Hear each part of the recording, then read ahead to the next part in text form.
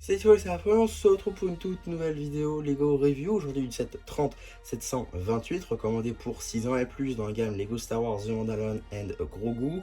Sorti donc au mois de mai 2026 pour 74 pièces avec un prix public de 3,99 €.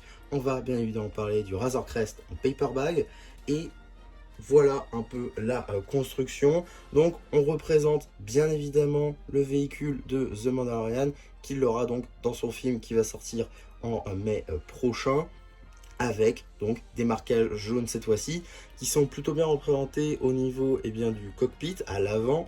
Par contre, pour les marquages jaunes sur le reste du vaisseau, c'est pas trop ça. On le voit par exemple sur la version système, on a des lignes qui remontent vraiment au cœur du vaisseau et là elles y sont pas. Donc c'est un petit peu dommage à ce niveau-là. Néanmoins, avec si peu de pièces, on arrive quand même à faire des choses plutôt pas mal quand même, car effectivement, avec donc 74 pièces, vous voyez qu'on reconnaît quand même le vaisseau. On reconnaît très clairement que c'est un Razor Crest avec les deux moteurs juste ici, le cockpit juste là et l'arrière comme ceci un petit peu en triangle qui marche assez bien et ça c'est plutôt cool. On a ensuite des trains d'atterrissage sur une version aussi petite, donc c'est quand même assez cool. On a quand même des petits marquages jaunes aussi sur les côtés. Bon là je sais pas pourquoi ils ont pas habillé. Dommage, honnêtement très dommage, une petite tile, ça aurait été parfait. Donc voilà, je sais pas pourquoi ils l'ont pas trop habillé, dommage. En tout cas, voilà, on reconnaît très clairement le vaisseau. On a ensuite des côtés assez lisses, hein. Sur le dessus, on a que quelques studs et tout le reste c'est lisse. Donc ça rend également plutôt bien. Et encore une fois, hein, à cette échelle-là, on reconnaît le vaisseau et ça, c'est pas facile. On a aussi une technique plutôt ingénieuse. Je vais essayer de vous récupérer la structure parce que voilà. Alors juste ici on a donc ces accroches là, voilà, et juste ici on a ces studs là.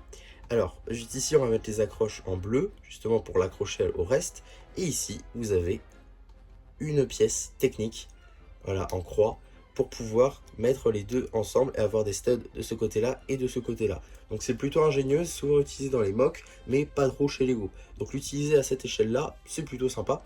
Et du coup, on peut le reclipser, si ça veut bien, évidemment. Et voilà.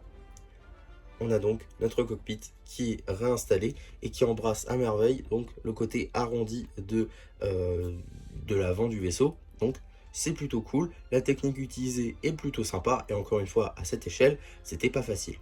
Donc voilà globalement ce que je pouvais dire sur ce petit paperback du The Mandalorian qui a été offert donc pour 40 € durant le May the Force 2026.